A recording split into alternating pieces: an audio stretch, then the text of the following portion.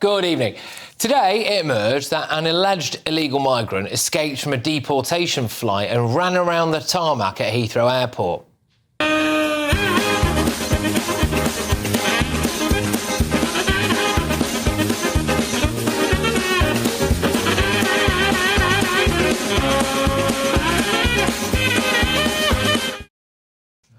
Let's just watch that again without the old Benny Hill sound effects. So the man was reportedly being sent back to India. He escaped and was running around the UK's busiest airport while people in high-vis and police desperately tried to grab him. This is, obviously, a major security breach, but at least we got one of them on a plane by the looks of things, because the breaking news this morning was that the annual bill to keep illegal immigrants in hotels is now £4.7 billion. That is the equivalent of every penny of taxation retrieved from the entire population of Manchester. So you tax the whole of Manchester just to pay for illegal immigrants. So everyone in Manchester, right, you go to work, you work your backsides off, you don't break the law, you put food on the table for your children, and you are just being clobbered so that we can pay for illegal immigrants to live rent-free with all the bills paid for, free meals. I mean, look, you don't want to pay for them, do you? No. But here's what happens when you try to deport them. I'm here in Peckham, where protesters have sat in front of a bus. They've slashed the tyres of it and they're barricading themselves in front of it now in an attempt to stop it taking migrants from a hotel nearby on board the Bibby Stockholm. Yeah, rent-a-mob protesters slash the tyres of deportation buses, or Labour MPs, and indeed our current Prime Minister, might sign letters to help keep them in the country. But it's the same story from the far left all across the Western world, I'm afraid. These are live images from Los Angeles right now, as we are expecting another night of all-out riots erupting at President Trump's plans to deport illegal immigrants. So just hours ago, 700 US Marines were sent in alongside the National Guard that Trump deployed last night. Well, I mean, it looks as though they're on the brink of civil war. It's about 2 p.m. currently, roughly, what you're looking at there in LA. So we wait, don't we, for another evening, probably, of wanton lawlessness, all because a man wants to secure his country's borders. A man, by the way, who said he was going to do that, then people voted for him in near record numbers. But here are some of the worst moments that far-left activists did, and illegal immigrants as well. They kicked off about the deportations.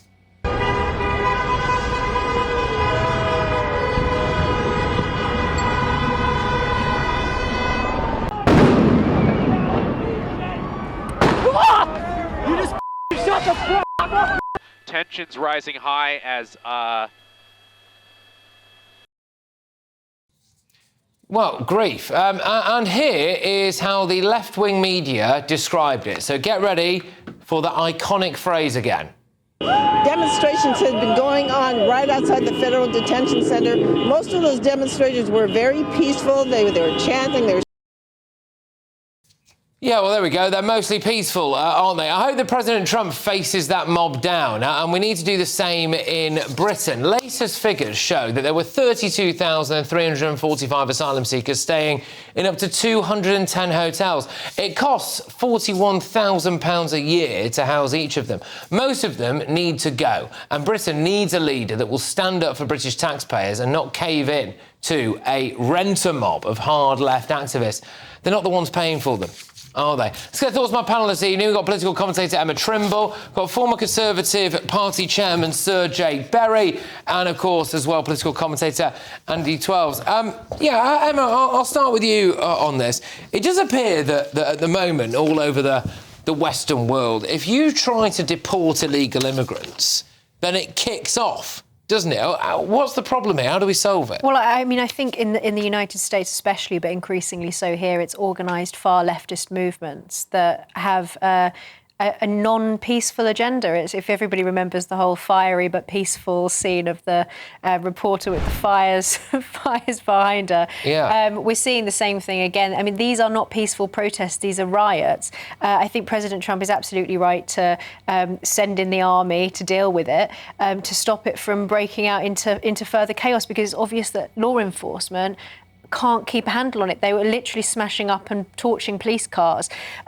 And here in the UK, I mean, it's the classic line that there should be no taxation without representation. People do not want immigrants coming here. We shouldn't have to be paying our taxes to put them up. And like you said, having it be a bill as large as everybody's tax in Manchester is absurd. Well, what I think is really interesting about all of this is that we see you're looking at live shots, if you're watching us on TV or online at the moment, of LA as we're gearing up for what is almost inevitably going to be another night of rioting, OK? But I showed you some clips earlier on, Jake, of that time in Peckham where there was a deportation bus and protesters turned out and slashed the tyres. I am amazed that we aren't seeing protests really on the streets of Britain for people who say, you're asking me to pay a load of tax for illegal migrants. Well, maybe it's coming, Patrick. Who knows? I mean, the first thing is, I wish we had a leader in this country, and we didn't see it in any of the previous Conservative Prime Ministers, and we definitely don't see it in Keir Starmer, who was strong enough to take actions like this in the UK. I would be delighted if we sent in teams of law enforcement to pick up people illegally working in the UK who have no right to be here. And yes, if people came out like they did in Peckham and did criminal damage to try and prevent those legitimate arms of the state getting rid arresting, taking control of people who shouldn't be in this country, then they should be arrested too. President Trump is absolutely right. Just as Keir Starmer correctly sent the police onto the streets to clamp down on the riots here after the appalling murder of those young girls in Southport, President Trump is right to leave no stone unturned and put force on the streets to stop these lawless riots. Yeah, I mean, look, I'm sorry, but is this not the way to do it, Andy? I mean, we did show a clip earlier on there. I must admit, I couldn't make out entirely what was going on in that particular clip. I do think it might have been a US police officer or marshal or whatever they're called there firing a rubber bullet that hit a journalist. So I'm not trying to claim that, everything's absolutely hunky-dory law enforcement-wise over there. But the general principle of sending in the military to try and keep a handle on things like this, for people who are basically just opposing a democratically elected leader who wants to deport illegal migrants. Sure. I mean, just on the journalist thing, it wasn't that a rubber bullet hit the journalist. The police officer or the marshal or whatever it was saw her, aimed at her and shot her in the back. Like, it was clearly purposeful, and that's disgraceful. And, if that's the state of what's going on, I'm not really that surprised. I think, talk about democratically elected. Trump has threatened to arrest Gavin Newsom, the governor of California, because he wouldn't give consent to send the National Guard in to California, which is his right. So if you talk about, undermining elected representatives, what's Trump doing? But do you not think we need to be a bit stronger over here, Annie? I mean, we see it time and time again when a democratically elected government in the shape of the ones here want to try to deport people. And by the way, you're looking there at cars, SUVs waving Mexican flags on the street of Los Angeles there. So that's where we're at. But you see it time and time again, them slashing the tyres on deportation buses, etc. here. Why can't we send in the military and get them gone? Well, I don't think Trump is any direction to follow. I mean, he's kidnapping students off the street because they spoke out against Israel. He's cancelled all of the foreign visas of every foreign student at Harvard University because they wouldn't follow his EDI initiatives. I don't think this kind of authoritarianism from a bizarre populist is what we should be following here. That's all. I'll put this to Jake in a minute, but one of the big complaints that I had with the Conservative Party was that basically the second that it kicked off publicly, they caved into people. Some point, someone has to stand up to the mob and enact border control. Yeah, and I mean, in cases like this where there's civil disorder, the reason why we in this country have ended up in the situation that we have with a lot of these protest movements is because we didn't nip their criminal behaviour in the bud early, and therefore it just ends up spiralling out of control. So, I do think that we should have peaceful protests by people who do not want to pay their tax money to keep people up in hotels. But I think Andy's saying things like Donald Trump is kidnapping students off the street. I mean, they kidnapped they kidnapped a New York University student off the street. They did. Detained. No. It was an unmarked vehicle, people in plain clothes, uniforms, who don't have to identify themselves, who grabbed a woman and put her in the back of the van, gave no explanation. That is kidnapping. Right, I think the fact is... That is objectively kidnapping. The truth is, we haven't had a Prime Minister who's got a pair of balls in this country since Margaret Thatcher. She was prepared to take it... Ironically, but she was prepared to take on the miners, whatever the rights or wrongs of that particular industrial... She took on the miners? She took on the miners. That's the hill you're dying on? The police were going out there and clamping out lawlessness. They were beating the life out of miners, innocent miners. Those days, we have seen, hate marches on the streets of London with Sadiq Khan, with people holding up posters glorifying Hamas, the police standing by letting it happen. You know, we've seen complete loss. You think what happened to Orgreave was Thatcher's law? What? You think Orgreave was fine?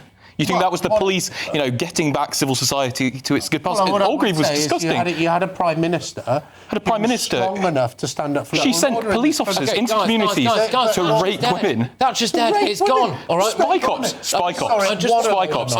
So you're denying Orgreave and spy cops? We're moving it on to something that's actually happening right now. Okay. And spy cops are still there. I'm slightly concerned that what the scenes we're seeing here in America, which is wanton violent lawlessness, described by the left-wing media as mostly peaceful, even though it's just obviously not. It's not peaceful on either side, is it? Can happen here. We've seen it happen to a smaller degree here, Emma. And the fact is this government won't deal with it. Why? Because normally they've been on the side of these people. Yeah, well, I think what we're seeing is, and in the United States and here as well, is that you have these far leftist groups who are basically holding the country hostage, because when you do have a leader who's trying to implement the will of the people, whether it's in the United States or here in the UK, you have these people who kick off and they try to prevent the government from doing that, whether it's activist lawyers or whether it's activists. But of course, they're only arrested if they are complaining about migrants. Because what we saw, no one would condone the violence we saw in the summer, but we saw a disproportionate police response and government response to that, with, you know, well-known individuals in prison like Lucy Connolly. And then at the same time, you saw violent gangs in Birmingham who nothing happens to them. We do have two-tier policing in this country, and I think this is what Trump is saying in America. I think he's saying there's a law in America, you're either on the right side of it or the wrong side of it. The wrong side of it will arrest you. Do you think it's right that the entire tax take of Manchester, the city of Manchester, is going almost singularly to pay for illegal migrants in hotels? No. Right, so no, I don't. So people have a right to be upset about that, don't they? Yes. Right, so I agree. What do we do about it? Because, you know, this can't go on, can it? Well, I mean, this isn't about, you know, migrants taking up tax money in the UK. This is about, you know, the Trump administration. Same principle, though. I just wanted to raise a counterpoint to Emma. You know, you're talking about how people, you know, need to uphold the rule of law, and Trump is doing that. Why did he pardon all those January 6thers then? I didn't say that. You can't. Sorry, you did. Sorry, you're doing everything to avoid the issue at hand here. Well, I don't represent the Mexican immigrant protesters, unfortunately. I'm talking to you about what's going on here in Britain, because British people, ordinary, hard-working British people who are trying to get on in their life, who abide by the law, who pay their taxes, who pay their bills on time, who go out and do a bit of overtime and look after their kids, are getting hammered so that illegal immigrants can live rent-free in asylum accommodation plonked around the country. I mean, why on earth are we allowing that to happen? I think £4.7 billion a year. Well, I think the issue is, over the last 25 years, we've built an economy that is dependent on migrants. If we expelled every single legal or illegal migrant from this country, the healthcare system would collapse, the social care system would collapse. We can't just expel all these people. We've got to... Small boats. By law, they can't work. Okay. It is absolute nonsense to say they have an economy. And you think they're not being human trafficked? Asylum seekers in those hotels cost the equivalent of one NHS nurse. Voluntarily. So you have 43,000 people, all costing 41 grand each, for what we are paying to keep those illegal immigrants in hotels. And it happened under your watch. 40,000 more nurses. The question is, what happened under your watch, Jake? More nurses or more small boat people? It happened under your watch, Jake.